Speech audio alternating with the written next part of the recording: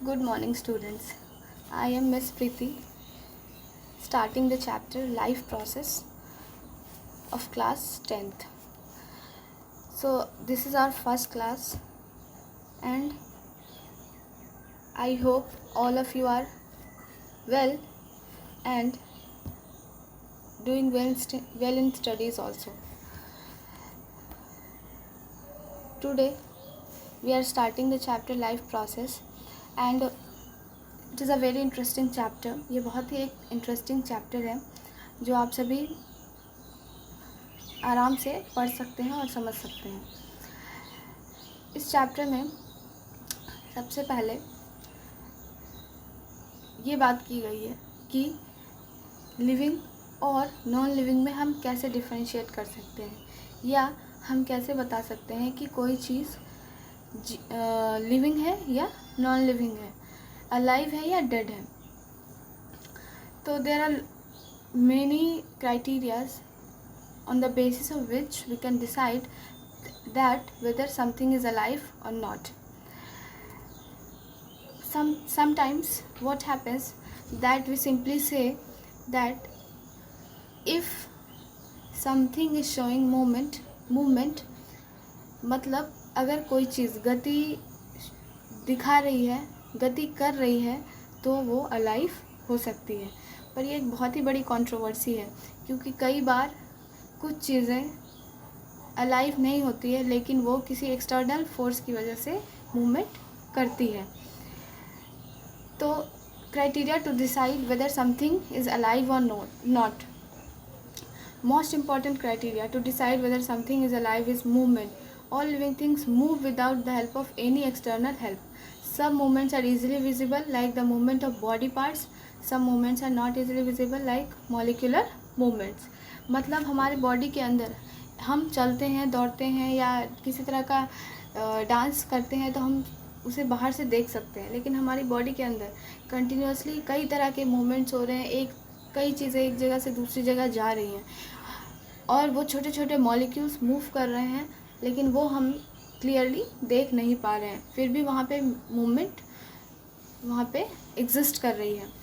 Molecular movements sales में और tissue में होती है, और ये मूवमेंट्स बहुत ही ज़रूरी है लाइफ को बनाए रखने के लिए. इवन अगर हम प्लांट्स को देखें तो प्लांट्स बहुत ही ज़्यादा विजिबल मूवमेंट नहीं शो करते हैं.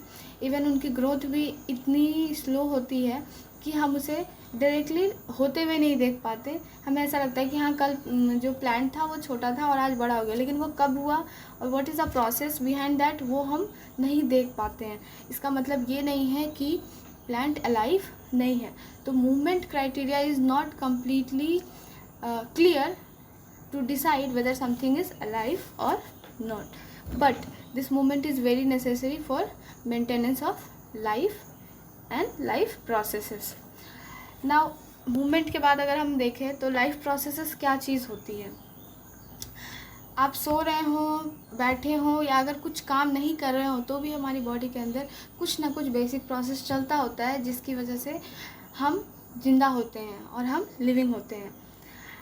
और वो जो मेंटेनेंस फंक्शंस है जो हमारी बॉडी के अंदर चलते हैं, जो हमें विजिबली दिखाई नहीं देते, वो जो है हमेशा होते रहना चाहिए. अगर वो होना बंद हो जाता है तो जो लिविंग ऑर्गेनिज्म है वो डेड हो जाता है.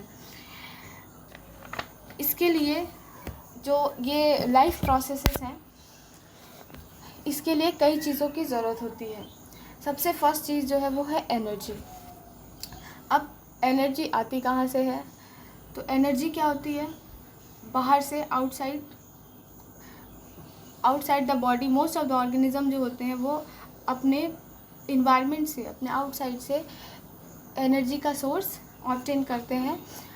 सिर्फ प्लांट ही ऐसा है, वो भी जो रॉ मटेरियल्स होते हैं वो बाहर से लेते हैं, और इसी प्रोसेस को जिसमें वो एनर्जी के लिए कोई सोर्स या कोई मटेरियल ऑब्टेन कर रहा है आउटसाइड से with the help of any raw material, और डायरेक्टली फूड वो ऑब्टेन कर रहा है, इसी प्रोसेस को हम लोग क्या बोलते हैं? न्यूट्रिशन. तो जो फर्स्ट लाइफ प्रोसेस है जो मेंटेन करने के लिए जो किसी भी ऑर्गेनिज्म को लिविंग बनाए रखने के लिए बहुत ज़रूरी है, वो क्या है? न्यूट्रिशन. अब न्यूट्रिशन, अब हमने कोई चीज़ बाहर से ले ली, जो चीज़ हम लेते हैं उसे क्या बोलते हैं? फूड. अब फूड हमने बाहर से ले लिया, लेकिन फूड डायरेक्टली तो हमें एनर्जी प्रोवाइड नहीं करता. उसके लिए कुछ प्रोसेस होते हैं। इसीलिए न्यूट्रिशन के आपने 7th क्लास में पढ़ा होगा 5 स्टेप्स होते हैं। सबसे फर्स्ट स्टेप क्या होता है, इंजेशन होता है। इंजेशन के बाद क्या होता है, हमारी बॉडी के अंदर जाता है डाइजेस्टिव सिस्टम में, वहाँ पे वो डाइजेस्ट होता है, डाइजेशन होता है। डाइजेशन होने के बाद और क्या होता है, यस, ब्लड में एब्जॉर्ब हो जाता है स्मॉल इंटेस्टाइन में। स्मॉल इंटेस्टाइन के बाद एब्जॉर्प्शन के बाद जो वेस्ट मटेरियल बचता है वो एक्सक्रीशन में चला जाता है।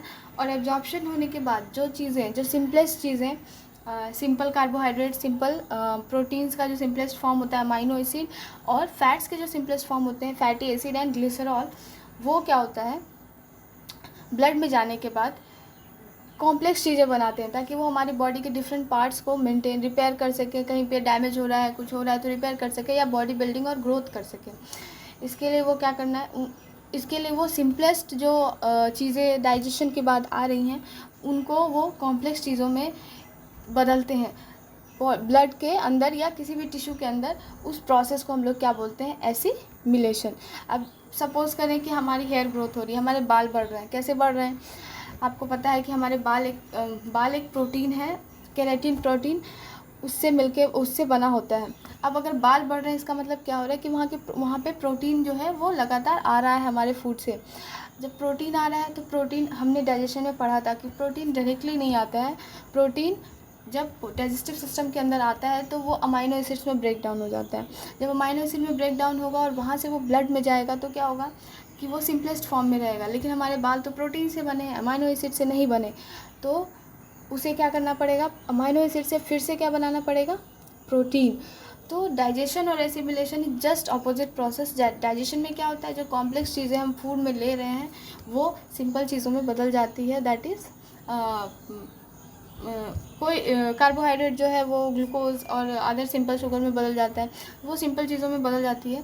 और एसिमिलेशन में क्या होता है कि जो भी सिंपल चीज़ें ब्लड में आ रही हैं वो एज़ पर द रिक्वायरमेंट कि वो कहाँ पे यूज़ होने वाली है वो कॉम्प्लेक्स चीज़ में बदल जाती है। अगर वो प्रोटीन के फॉर्म में यूज़ होने वाली है तो अमाइनो एसिड्स क्या करते हैं, प्रोटीन बना देते हैं। अगर वो शुगर के फॉर्म में यूज़ होने वाली है तो जो सिंपल शुगर हैं, ग्लूकोज है, ये सब वो कॉम्प्लेक्स शुगर बना देते हैं। अगर वो फैट्स के रूप में कहीं पे इस्तेमाल होने वाली हैं तो वो फैटी एसिड प्लस ग्लिसरॉल मिल के वापस उसे कॉम्प्लेक्स फैट बना देते हैं। तो फर्स्ट स्टेप जो हम लाइफ प्रोसेस का जो बेसिक स्टेप है उसको हम लोग क्या बोलते हैं, न्यूट्रिशन। और न्यूट्रिशन के होते हैं 5 स्टेप्स। Next is respiration. अब रेस्पिरेशन क्यों ज़रूरी है, अब आपने क्या लिया, फूड खा लिया, फूड को डाइजेस्ट कर लिया, फूड को ब्लड में भेज दिया। ब्लड में भेजने के बाद एनर्जी कैसे निकलेगी उससे, तो जो एनर्जी होती है, क्योंकि एनर्जी हमें चाहिए अपनी बॉडी को लिविंग रखने के लिए, अपनी बॉडी में कई तरह के काम करने के लिए। हम डेली लाइफ एक्टिविटीज़ करते हैं सुबह से रात तक, तो उन सभी कामों को करने के लिए एनर्जी चाहिए होती है। और एनर्जी जो है वो कहाँ से आएगी, तो सबसे बेसिक चीज़ तो है फूड। लेकिन फूड डायरेक्टली हमें एनर्जी प्रोवाइड नहीं करता, फूड को एक और स्टेप से होके गुजरना पड़ता है और उसी स्टेप का नाम है रेस्पिरेशन। रेस्पिरेशन में क्या होता है, हमने यहाँ तक पढ़ा कि जो स्मॉल इंटेस्टाइन है उससे जो हमारा फूड है वो ब्लड में आ चुका है आफ्टर द एब्जॉर्प्शन। अब ब्लड से वो फूड जो है सर्कुलेट करके सारी बॉडी के सेल्स के पास जाएगा और सारी बॉडी के सेल्स क्या करेंगी, वहाँ से food as per the requirement, उनको जितनी रिक्वायरमेंट है वो फूड उसको वहाँ से ले लेंगे। जब फूड सेल के अंदर चला जाएगा उसके बाद एक और प्रोसेस होता है रेस्पिरेशन में। हम 2 प्रोसेस पढ़ते हैं, 2 प्रोसेस देखते हैं। क्या प्रोसेस है, वन इज़ फिज़िकल प्रोसेस जिसमें कि हम एक्सेल और इनहेल करते हैं, और एक केमिकल प्रोसेस होता है जिसमें जो हम एक्सेल की हुई एयर है वो लंग्स के थ्रू होते हुए, हम ब्लड के थ्रू होते हुए हर एक सेल में डालते हैं, और हर एक सेल से जो वेस्ट मटेरियल है वो वापस आता है और हम इसे बाहर निकालते हैं। उस प्रोसेस को क्या बोलते हैं, एक्सेल। ये तो हो गया सिंपल फिज़िकल प्रोसेस जिसमें हम सांस ले रहे हैं और सांस बाहर छोड़ रहे हैं। लेकिन वो जो ऑक्सीजन है जो हम ले रहे हैं वो क्या करता है, जब हर एक सेल में जाता है, हर एक सेल के अंदर जाता है, तो वो हर एक सेल के अंदर क्या करता है, जो फूड ऑलरेडी वहाँ ब्लड की हेल्प से आया हुआ है उसको वो ब्रेक डाउन करता है, और ब्रेक डाउन करके फिर क्या करता है, उससे एनर्जी निकालता है। तो यहाँ पे हम डेफिनेशन देखें तो क्या है, respiration is the process by which food is burned in the cells of the body with the help of oxygen to release energy. तो आज हमने 2 basic steps nutrition and respiration का इंट्रोडक्शन देखा। आई होप आप सभी पढ़ना शुरू करेंगे। और आज आपका होमवर्क ये है कि जो फर्स्ट 2 पेजेस हैं, पेज नंबर 93 एंड 94, और इन सब की रीडिंग डालनी है वर्ड टू वर्ड एनसीईआरटी से। और कोई भी अगर किसी भी वर्ड में प्रॉब्लम है, किसी भी टर्म में प्रॉब्लम है, तो आप लोग मुझसे पूछेंगे। उसके बाद 95 पेज नंबर पे जो इन टेक्स्ट क्वेश्चंस हैं उन सभी को आज की डेट में लिख कर सॉल्व करेंगे, और जब आप वापस आएंगे स्कूल में तो आप उसे दिखाएंगे। तो आज आपका होमवर्क क्या है कि आप 95 पेज नंबर का जो